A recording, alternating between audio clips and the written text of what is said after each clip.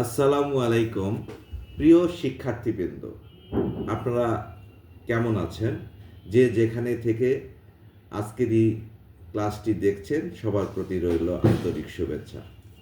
আজকে আমি যে বিষয়টি নিয়ে আলোচনা করব সেটা হচ্ছে লিন ম্যানেজমেন্ট।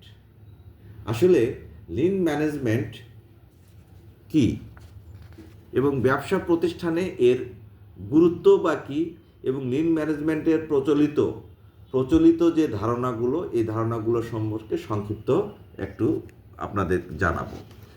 সেটা হচ্ছে লিন ম্যানেজমেন্ট হচ্ছে এমন একটা ব্যবসায়িক কৌশল যা সেবা বা পণ্যের গুণগত মান বজায় রেখে প্রতিষ্ঠানের সকলের সম্মিলিত প্রচেষ্টায় এবং সময়ের অপচয়, অতিরিক্ত ও অপ্রয়োজনীয় ব্যয় কমিয়ে সর্বোচ্চ সেবা ও কর্মীদের ঐকান্তিক প্রচেষ্টার মাধ্যমে কার্যদক্ষতা বৃদ্ধি ও নির্ধারিত লক্ষ্যভিত্তিক উৎপাদন সাফল্য অর্জন এবং উৎপাদন ব্যবস্থাপনা।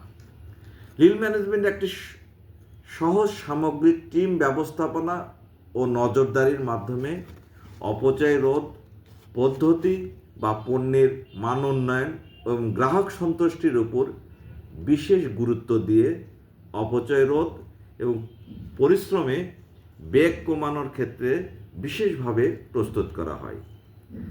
এখন আমরা যদি বলি একটা প্রতিষ্ঠানে লিন ম্যানেজমেন্ট কেন প্রয়োজন, এর গুরুত্বটা কী, মানে আমরা লিন ম্যানেজমেন্টকে একটা প্রতিষ্ঠানে কেন ব্যবহার করব, এটার মাধ্যমে আমরা অপচয় হ্রাস করতে পারি, খরচ ও নিয়ন্ত্রণ ও মুনাফা বৃদ্ধি করতে পারি, উচ্চ গুণগত মানের জন্য ব্যবহার করতে পারি এবং দ্রুত সরবরাহ ব্যবস্থাপনার জন্য করতে পারি এবং কর্মী এবং প্রতিষ্ঠানের উন্নয়নের জন্য ব্যবহার করতে পারি।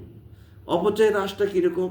ঠিক আমি যতটুকু পণ্য বিক্রয় করব বা যতটুকু পণ্য আমার এখন বিক্রয় করার জন্য প্রস্তুত করা প্রয়োজন, ঠিক ততটুকুই পণ্য আমরা প্রস্তুত করব।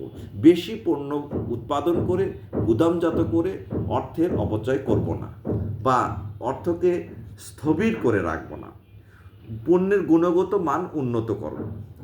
পণ্যের যদি গুণগত মান উন্নত হয় তাহলে সেই পণ্যটা দ্রুত বাজারে চাহিদা সৃষ্টি করে এবং সেটা থেকে বেশি মুনাফা অর্জনের সম্ভাব্যতা তৈরি হয়।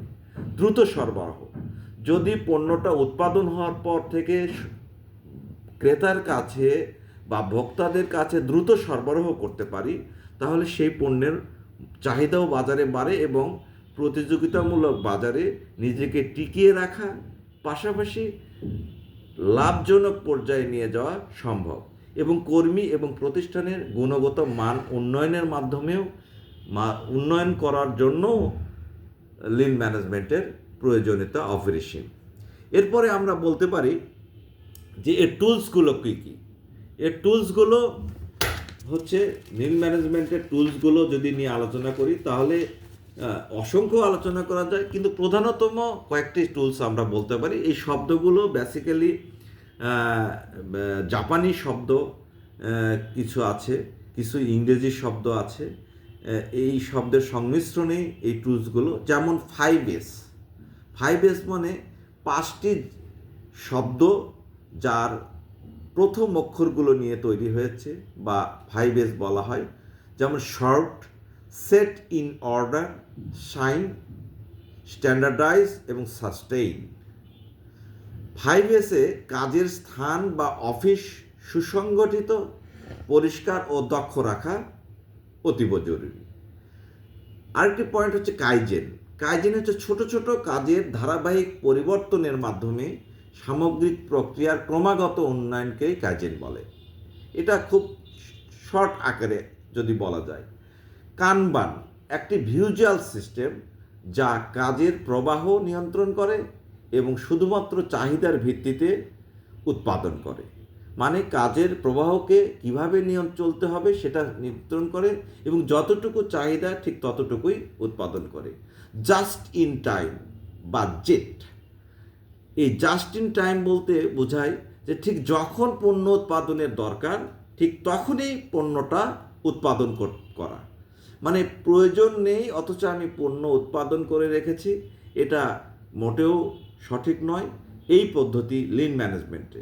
ঠিক যখন যতটুকু পণ্যর দরকার ঠিক তখনই ততটুকুই সেই পরিমাণ পণ্য গুণগত মান উৎপাদন করা। এরপরে ভ্যালু স্ট্রিম ম্যাপিং, উৎপাদন প্রক্রিয়ায় প্রতিটি ধাপ বিশ্লেষণ করে অমূল্যায়ন কাজগুলো চিহ্নিত করা। অমূল্যবান মানে উৎপাদন প্রক্রিয়া যেটা আছে, এই উৎপাদন প্রক্রিয়ায় যে কাজটা প্রয়োজন নেই, অযথা সময় ক্ষেপণ হচ্ছে, অথবা এটাকে অমিট বা ডিলিট বা বিয়োগ করে দিয়ে করলেও কোনো সমস্যা হবে না উৎপাদন প্রক্রিয়ায়, এমন কাজকে বাদ দেওয়াকেই ভ্যালু স্ট্রিম ম্যাপিং বলা হয়। আরেকটি হচ্ছে পোক ইয়ক, ভুল ত্রুটি বা ভুল হওয়ার সম্ভাবনা দূর করা।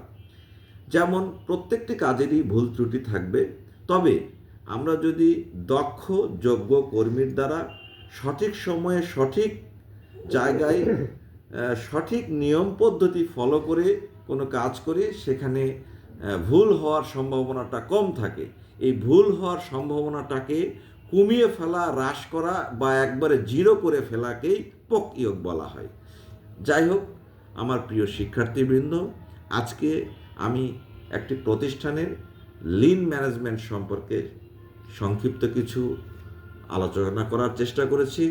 এখানে হয়তো অনেক ভুল ত্রুটি থাকতে পারে, আর সেটা ক্ষমাসুন্দর দৃষ্টিতে দেখবেন। পরবর্তী ক্লাসগুলোতে আপনারা যোগদান করবেন, আমি আমার সাধ্যমতো চেষ্টা করব।